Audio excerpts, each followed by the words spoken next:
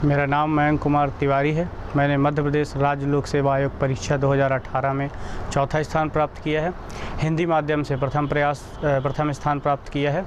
यह मेरा छठा प्रयास था, जिसमें प्रथम 5 प्रयासों में मेरा प्रारंभिक परीक्षा भी उत्तीर्ण नहीं कर पाया था, और ये छठे प्रयास में मेरा पहली बार प्रारंभिक परीक्षा उत्तीर्ण हुआ और पहली बार मैंने मुख्य परीक्षा दी और उस पर सफल होकर इंटरव्यू देकर मैं आज चौथे स्थान प्राप्त किया है। मध्य प्रदेश राज्य लोक सेवा आयोग परीक्षा 3 चरणों की एक परीक्षा है, जिसके प्रथम चरण प्रारंभिक परीक्षा है। इसमें 2 प्रश्न पत्र होते हैं। पहले प्रश्न पत्र में GK, MP, act, history, polity, geography, computer, economics, खेलकूद और करंट से प्रश्न आते हैं। इसमें 100 प्रश्न आते हैं। प्रत्येक प्रश्नों के लिए 2 अंक निर्धारित किए गए हैं और ये 200 नंबर का प्रश्न पत्र होता है। वहीं द्वितीय प्रश्न पत्र में भी 100 क्वेश्चन आते हैं। यह 200 नंबर का होता है। प्रत्येक प्रश्नों के लिए 2 नंबर निर्धारित किए गए हैं। इस पे एप्टीट्यूड, रीजनिंग्स, मैथ्स और एंशिएंट पैसेज से रिलेटेड क्वेश्चन आते हैं। यह प्रश्न पत्र क्वालिफाइंग टाइप होता है। इसका मतलब ये है कि राज्य लोक सेवा आयोग प्रारंभिक परीक्षा का जो चयन होता है मुख्य परीक्षा के लिए, वह प्रथम प्रश्न पत्र के आधार पर होता है। तो जो प्रारंभिक परीक्षा में है, जो पढ़ने की रणनीति रही है मेरे दृष्टिकोण से, वह आप मध्य प्रदेश और कंप्यूटर, विविध, एक्ट और पर्यावरण, हिस्ट्री, पॉलिटी, ज्योग्राफी, इन विषयों के तथ्यों को ज़्यादा से ज़्यादा ध्यान रखने की कोशिश करें, ज़्यादा से ज़्यादा बार रिवीजन करें और टेस्ट सीरीज़ लगाएं। टेस्ट सीरीज़ लगाने से आप एक जो एग्ज़ाम का जो एक हेजिटेशन होता है, आप उससे बाहर निकलेंगे। और उसके अलावा आपको कई ऐसे प्रश्न एग्ज़ाम में मिलेंगे जो आपने टेस्ट सीरीज में सॉल्व किए होंगे। तो इस तरह से आपको प्रारंभिक परीक्षा उत्तीर्ण कर सकते हैं। रही बात बुक लिस्ट की, तो आप एमपी की कोई भी एक बहुत अच्छी बुक खरीद सकते हैं। मार्केट में बहुत सी बुक अवेलेबल हैं, सभी अच्छी बुकें हैं, लेकिन एक ही बुक पढ़ें, उसको बार बार पढ़ें। ऐसे ही ST/SC act, human rights act and civil right act, ये 3 एक्ट हमारे प्रारंभिक परीक्षा में पूछे जाते हैं। इसके लिए भी आप एक बुक ले सकते हैं, उसको आप बार बार पढ़ें, उसके क्वेश्चंस को आप सॉल्व करें। आपसे इसके क्वेश्चन डेफिनेटली एग्ज़ाम में बनेंगे। कंप्यूटर के लिए आप एक परीक्षा मंथन की बुक आती है मार्केट में, वो ले सकते हैं। उससे क्या है कि आप उसके MCQs को बनाएंगे तो आपसे क्वेश्चन सॉल्व होंगे, क्योंकि देखा गया पिछले 2 से 3 सालों में जो कंप्यूटर के क्वेश्चंस हैं उनके पूछने की प्रवृत्ति कंप्यूटर पे कम और सूचना प्रौद्योगिकी पर ज़्यादा रही है। तो कंप्यूटर पढ़ते समय सूचना प्रौद्योगिकी एक्ट की जो डेफिनेशंस हैं, वर्ड दिए, उनको भी देख लें, नेट से देख लें, इंटरनेट का सहारा ले लें, या कोई अच्छी बुक मिल जाए तो उससे देख सकते हैं। हिस्ट्री, पॉलिटी, ज्योग्राफी, इकोनॉमिक्स और साइंस जो कोर जीके है, इसके लिए आप कोई भी एक जीके की बुक ले सकते हैं। मार्केट में बहुत सारी बुक है, कोई भी एक अच्छी बुक ले सकते हैं, ऑथेंटिक बुक ले सकते हैं। आप उसको बार बार पढ़ें। जो मेरा जो जोर रहता था, ज़्यादा से ज़्यादा बुकों को पढ़ने पर नहीं रहता था, बल्कि एक बुक को बहुत अच्छे से पढ़कर उनसे ज़्यादा से ज़्यादा चीज़ों को याद रखना और उनसे क्वेश्चंस को सॉल्व करने पर रहता था। तो आप इस रणनीति पर कार्य करेंगे, रिवीजन ज़्यादा से ज़्यादा करें, टेस्ट सीरीज़ लगाएं, आपकी प्रारंभिक परीक्षा आप ज़रूर उत्तीर्ण करेंगे। अब हम बात करते हैं मुख्य परीक्षा की। देखिए, मुख्य परीक्षा इन मायनों में सबसे ज़्यादा महत्वपूर्ण इसलिए हो जाती है क्योंकि जो आपकी संपूर्ण मेरिट है, जिसके आधार पर आपका चयन होना है और पद का निर्धारण होना है कि आप किस पद को प्राप्त करेंगे, यह मुख्य परीक्षा के परिणाम ही यह अंक निर्धारित करते हैं। तो यह इसमें 6 प्रश्न पत्र होते हैं। यह लिखित प्रारूप है एग्ज़ाम का, मुख्य परीक्षा का, वो लिया जाता है। प्रथम प्रश्न पत्र में 2 पार्ट होते हैं। फर्स्ट पार्ट में हिस्ट्री और कल्चर होता है। हिस्ट्री में वर्ल्ड हिस्ट्री, एंशिएंट, मेडिवल और मॉडर्न इंडिया पूछा जाता है, और साथ में लिमिटेड कुछ सेक्शंस है जिससे MP की हिस्ट्री भी पूछी जाती है। तो आप हिस्ट्री को बहुत अच्छे से तैयार करें। हिस्ट्री के लिए आप मॉडर्न इंडिया के लिए स्पेक्ट्रम की बुक ले सकते हैं। वर्ल्ड हिस्ट्री के लिए आप कोई भी एक बुक ले लें या कोई भी आप नोट्स ले लें, उससे आपके काम बन जाएंगे। और एंशिएंट और मिडिवल के सेलेक्टेड टॉपिक आप किसी भी बुक से पढ़ सकते हैं, क्योंकि आपको एंशिएंट मिडिवल में बहुत ज़्यादा डेप्थ में नहीं जाना है। आपको सेलेक्टेड टॉपिक को बहुत अच्छे से पढ़ना है, आपको उनसे डेफिनेटली आपके जो आंसर्स हैं वो आ जाएंगे। रही बात MP हिस्ट्री की पढ़ने की, तो MP हिस्ट्री के लिए आप कोई भी जो आप बुक प्रीलिम्स में रेफ़र करेंगे, आप उससे ही MP हिस्ट्री कंप्लीट कर सकते हैं। अगर उससे नहीं होता है तो आप MP की जो गवर्नमेंट की वेबसाइट्स हैं उस पर जाकर आप जो MP के बारे में है, कल्चरल नॉलेज है या हिस्टोरिकल नॉलेज है, वो एकत्रित कर सकते हैं। तो इस तरीके से आपसे फर्स्ट पेपर का फर्स्ट पार्ट कंप्लीट हो जाएगा। सेकेंड पार्ट में ज्योग्राफी आती है और डिजास्टर मैनेजमेंट आता है। तो ज्योग्राफी के लिए आप कोई भी एक स्त्री पुस्तक ले सकते हैं, जैसे माजिद हुसैन है, DR खुल्लर है या महेश वर्णमाल है, आप कोई भी ले सकते हैं, बशर्ते आप एक बुक लें और उसको से ज़्यादा बार पढ़ने का प्रयास करें। उसके बाद एक MP ज्योग्राफी का भी सेक्शन बहुत रहता है। उसके लिए आप जो प्रारंभिक परीक्षा में आपने जो बुक ली है आप उसी बुक से पढ़ें। MP की ज्योग्राफी में कुछ निर्धारित क्षेत्र हैं, प्रश्न वहीं से आते हैं, तो आप उसको बहुत अच्छे से तैयार कर सकते हैं। जैसे MP का भौतिक विभाजन, MP के कृषि जलवायु प्रदेश, MP के जो फसल प्रदेश हैं, MP के वनों का वर्गीकरण, इस तरीके के प्रश्न आते हैं, तो आप इनको बहुत अच्छे से तैयार कर लें। आप मुख्य परीक्षा में इन पे बहुत अच्छे नंबर लाए जा सकते हैं। तो आप ज्योग्राफी की तैयारी इस आधार पर करें। ज्योग्राफी में एक हिंदी माध्यम को लेकर एक समस्या ये है कि जो साइंटिफिक टर्मोलॉजी आती है उसको कैसे तैयार करें। तो उसके लिए आप कोई भी GK की बुक ले लें या इंटरनेट का सोर्स ले लें। आप इन दोनों माध्यमों से जो भी आपके साइंटिफिक टर्मोलॉजी है उसको तैयार कर लें, आपके 3 मार्कर भी कंप्लीट हो जाएंगे। डिजास्टर मैनेजमेंट के लिए जो मैंने किया, मैंने डिजास्टर मैनेजमेंट के लिए डिजास्टर मैनेजमेंट एक्ट 2005 पढ़ा है, उसमें जो प्रावधान है उसको पढ़ा है। तो उससे एक मुझे एक रॉ आइडिया हो गया था, रफ आइडिया कि क्या है डिजास्टर मैनेजमेंट, क्या सिस्टम है, क्या एक ढांचा है भारत का, स्टेट पे क्या है, सेंट्रल लेवल पे क्या है, डिस्ट्रिक्ट लेवल पे क्या है।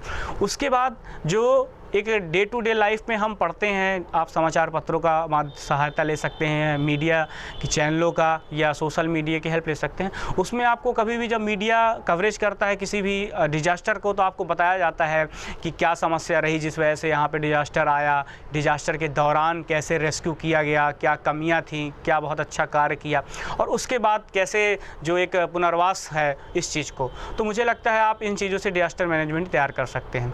अब बात करते हैं हम द्वितीय प्रश्न पत्र की। यह भी 300 नंबर का होता है। इसमें भी 2 पार्ट हैं। इसके प्रथम पार्ट में राज्य व्यवस्था से संबंधित प्रश्न आते हैं। राज्य व्यवस्था के लिए आप लक्ष्मीकांत की पुस्तक ले सकते हैं, बहुत अच्छी पुस्तक है। बट ध्यान रखें कि आपको पूरी लक्ष्मीकांत की पुस्तक नहीं पढ़नी है, बल्कि MPPSC सिलेबस में जो सेक्शंस या जो टॉपिक दिए गए हैं आप उन्हीं को लक्ष्मीकांत की बुक से पढ़ें। बाकी आपको पूरी बुक पढ़ने की ऐसी कोई ज़रूरत नहीं है। अगर आपके पास समय है तो आप पढ़ सकते हैं। रही बात जो सेकेंड पेपर के सेकेंड पार्ट के, तो हिंदी माध्यम के छात्रों को यह पार्ट बहुत ज़्यादा उनसे वो डर लगता है, बहुत भय रहता है कि इसमें क्या लिखे। तो मेरा जो व्यक्तिगत अनुभव इस पेपर को लेकर रहा है कि ये बहुत ही सरल विषय मेरे लिए इसलिए रहा है क्योंकि इसमें पढ़ने के लिए कोई बुक नहीं रही है।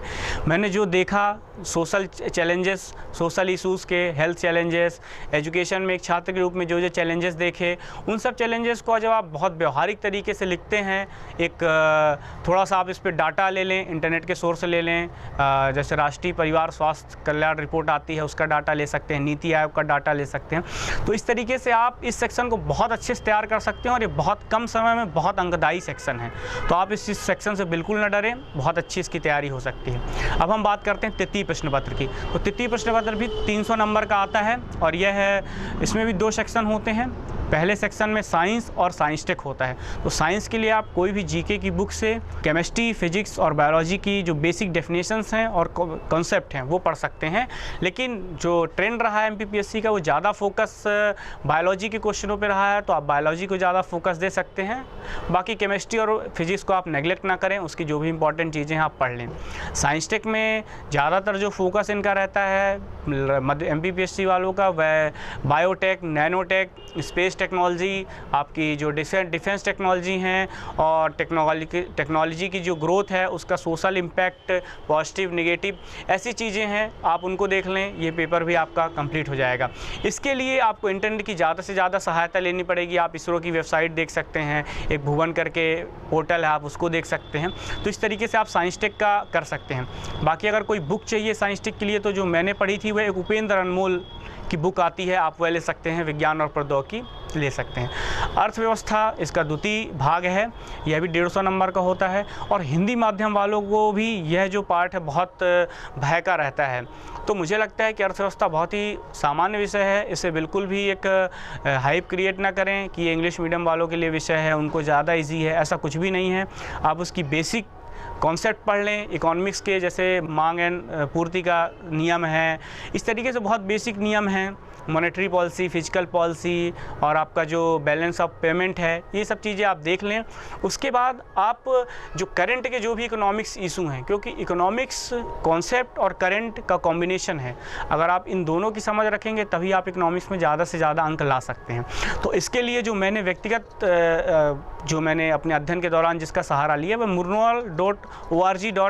एक करके वेबसाइट है, मुरनाल की बहुत फेमस वेबसाइट है, उसका आप प्रयोग कर सकते हैं। उसके वीडियो बहुत ही सहायक रहे हैं मेरी तैयारी में, तो आप ये कर सकते हैं। चौथा प्रश्न पत्र जो होता है यह 200 नंबर का होता है और नीति शास्त्र का पेपर होता है। इस पेपर की बहुत अच्छी बात यह है कि इसके लिए कोई बहुत ही डिफाइन सी बुक नहीं है। आप इसमें अपनी सोच लिख सकते हैं, अपना अनुभव लिख सकते हैं कि आप कितना नैतिक हैं, आप किस चीज़ों को कैसे देखते हैं, आप समाज के प्रति किस प्रकार से संवेदनशील हैं। तो आप इन चीज़ों को बहुत ही अच्छे तरीके से अपने अनुभवों को अपनी भाषा में लिख सकते हैं। तो मुझे लगता है यह पेपर काफ़ी अंकदायी है और बहुत कम प्रयास या इनपुट में अच्छा आउटपुट पाया जा सकता है। तो मैंने नीति शास्त्र के पेपर को 3 सेक्शन में डिवाइड करके रखा था। पहला सेक्शन होता था जिसमें हम नैतिकता के जो कोर इश्यूज़ हैं, जैसे मनोवृत्ति, सामवेगिक बुद्धि या अभिवृत्ति, अभिरुचि, इस तरह के अध्ययन करते हैं। ठीक, इसमें आप थिंकर्स को ज़रूर कोट करें तो ये आपका कंप्लीट हो जाएगा। दूसरा सेक्शन आता है जो विचारक हैं, बहुत सारे विचारक सिलेबस में दिए गए हैं, तो आप उन विचारकों को बहुत अच्छे से तैयार कर लें और उनका सोशल जो डायमेंशन है वो ज़रूर दिखाएं, और अगर करंट से रिलेट कर सकते हैं तो उसे ज़रूर करें। ये आपको बहुत ज़्यादा अंक दिलाएंगे। और इस पेपर को जो थर्ड जो मैंने पार्ट डिवाइड किया हुआ था अंदर से, मैं ऐसा पार्ट डिवाइड नहीं है लेकिन मैं इसे 3 पार्ट में डिवाइड करके पढ़ता था। तो जो तीसरा पार्ट है वो केस स्टडी का है। तो केस स्टडी में आप एक एज ए प्रशासक सोचें कि आप उस पद पर होते या आप उस स्थिति में होते तो आप क्या निर्णय लेते। निर्णय लेते समय संविधान के मूलभूत धारणाओं को, नियम कानूनों को ध्यान में रखते हुए और एक मानवता का नियम जो सबसे बड़ा नियम है, ऐसे नियमों को ध्यान में रखते हुए आप सर्वोत्तम विकल्प का चयन करें और उसके संदर्भ में बहुत अच्छा तर्क दें, आपको ज़रूर नंबर मिलेंगे। और जो 5वां प्रश्न पत्र होता है यह भी 200 नंबर का होता है, हिंदी भाषा का। इसमें आपको हिंदी भाषा की जो बेसिक ग्रामर है वो आनी चाहिए, उसके अलावा आपको फेमस साहित्यकार उनकी रचनाएं आनी चाहिए, और उसके अलावा आपको हिंदी से इंग्लिश जो अनुवाद होता है वह आता है। इसके लिए आप हिंदी का जो एप्लीकेशन लिखने को सरकारी पत्र आते हैं, रिपोर्ट राइटिंग आती है। तो ऐसा करके आप हिंदी का भी सिलेबस बहुत डिफ़ाइन है, बहुत लिमिटेड है, इसमें आप बहुत अच्छे अंक ला सकते हैं, बशर्ते आप हिंदी को थोड़ा सा समय ज़रूर दें। ठीक है, तो हिंदी के लिए कोई भी आप एक स्त्री पुस्तक ले सकते हैं, 11 या 12th की आप बुक पढ़ सकते हैं, या आप कोई भी अलग से जो स्पेशली MPPSC के लिए निकलती हिंदी भाषा के लिए आप वो ले सकते हैं। आपको सफलता मिलेगी, आपको अच्छे नंबर मिलेंगे। इसके अलावा जो अंतिम प्रश्न पत्र है, छठा प्रश्न पत्र, ये 100 नंबर का होता है, निबंध, हिंदी निबंध भाषा लेखन। निबंध को लेके एक मेरा जो सबसे अच्छा मानना है कि निबंध आपके ज्ञान का सार होता है। तो इसकी अलग से कभी मैंने तैयारी नहीं की है। मेरा जो GK का नॉलेज रहा है, जो मेरा व्यक्तिगत अनुभव रहा है, और जो मैंने समाज में एक व्यवहारिक चीज़ सीखी है, उनका एक समुच्चय बनाकर आप बहुत ही अच्छा निबंध लिख सकते हैं।